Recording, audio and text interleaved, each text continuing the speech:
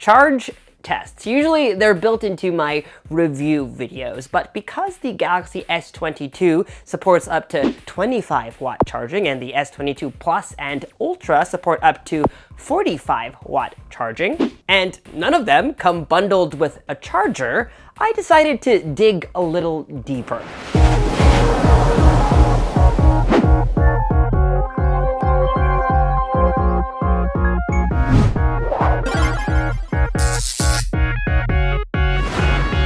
Hi, I'm MICHAELJOSH, your gadget matchmaker, and in this gadget match charge test, I'm going to answer some very important S22 series charging questions. How much faster can 45-watt charging get you? Is it worth it? And if so, what kind of charger do you need?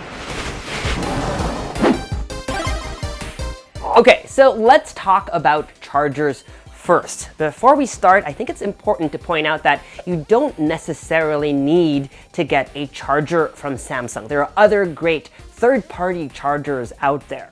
But we'll talk about Samsung chargers anyway because some of these you might already own. Older Samsung phones were bundled with this charger. I believe this is a 12-watt one. Then you have the 25-watt charger, which we first saw bundled with the Note 10. And finally, this is their 45-watt charger. It's always been an optional purchase, and for the sake of this video, I'm going to call it the old one. Because if you search online, you might also find one that looks like this, which is an updated model released by Samsung this year.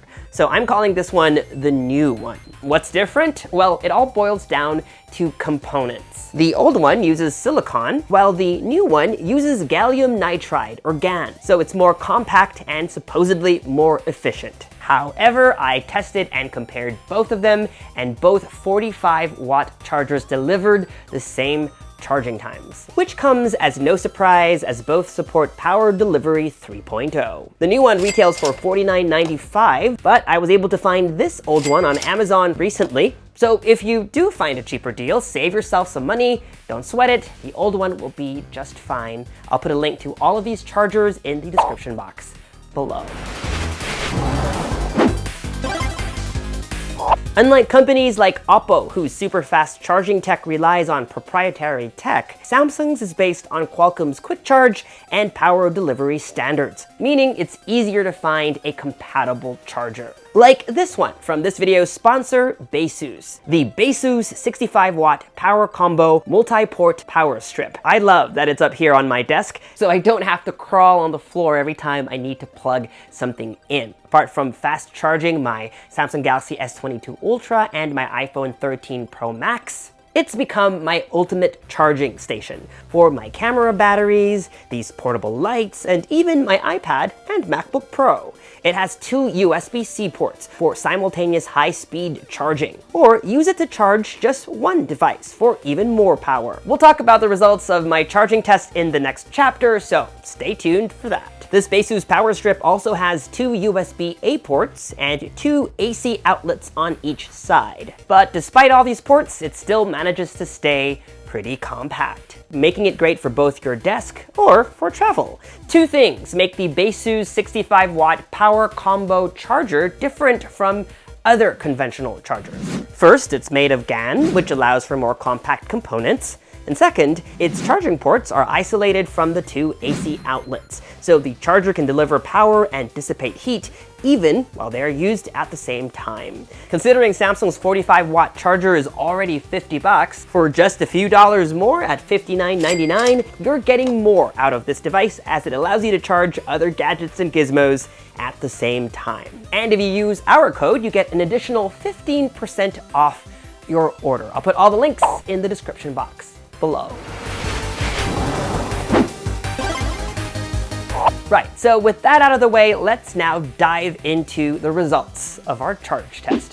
First, to set a baseline, I charged the S22 Ultra using its bundled cable and a 25-watt Samsung charger. Here are the results. 10 minutes into the charge test, the phone was at 20%. By the 20-minute mark, it was at 40%. And then 4 minutes later, it hit 50%. After 30 minutes, the S22 Ultra was at 61%, 81% after 40, 95 after 50, and finally, a full charge took 56 minutes. Now let's take a look at charge tests with the old 45-watt charger and compare the results. 22% in 10, 46% in 20, 50% in 21, 69% in 30 minutes, 85% in 40, 97% in 50.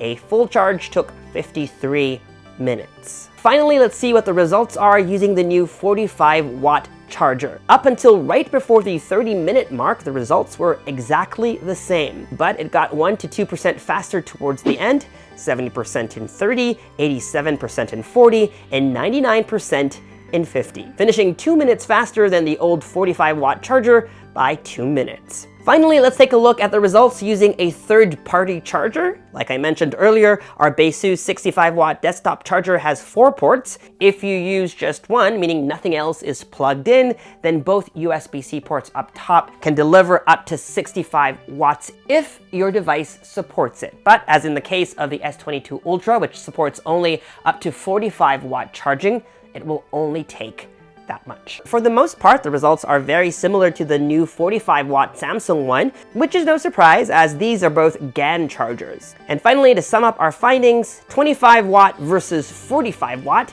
In the first 10 minutes, the difference is just 2 percentage points, 20 versus 22. But after 30 minutes, the difference goes up to between 8 to 10 points.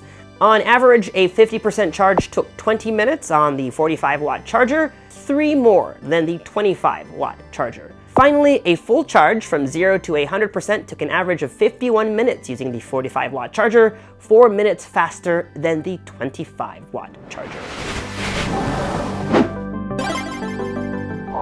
Of course, I didn't stop there. This device is called a power meter. It looks like a USB dongle, but it's basically a contraption that goes in between the phone and the cable you're using. So you plug your cable in like this, and then the other side plugs into your phone. The meter measures how much power your charger sends to your phone. I picked one up because I wanted to know how much charge the charger was actually sending to the phone at any given time, and what I discovered was pretty interesting. When completely empty, your phone will need about a minute or 2 to really get going. But initially, it starts with a trickle, about 8 watts. Remember, we're using the 45-watt charger, so that's the maximum that your phone should be able to receive.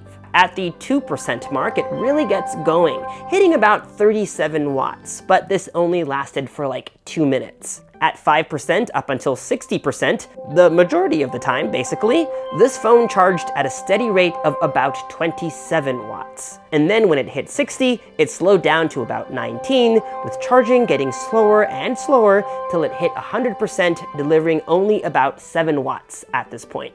Which can be expected as most phones are designed to slow down after a specific point, because faster charging produces more heat, and more heat actually contributes to the deterioration of the quality of your battery.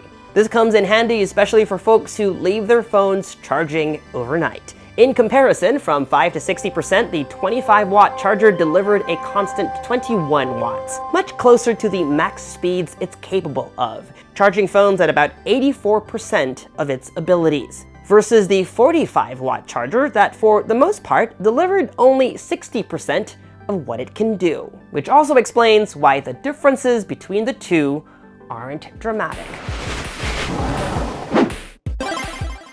Before we wrap up, apart from the wattage of your chargers, a host of other things also affect charging speeds, which is why, even in my tests, the results weren't always exactly the same each time. One big factor is heat, so if you're charging in a cooler room, you might get faster speeds than, say, if the room was warm. Not all cables are the same too. In fact, Samsung bundles a 3A cable with the S22 Plus and S22 Ultra, but if you buy their 45-watt charger, they bundle a 5A cable. Among the few differences, the 5A cable is thicker with more insulation.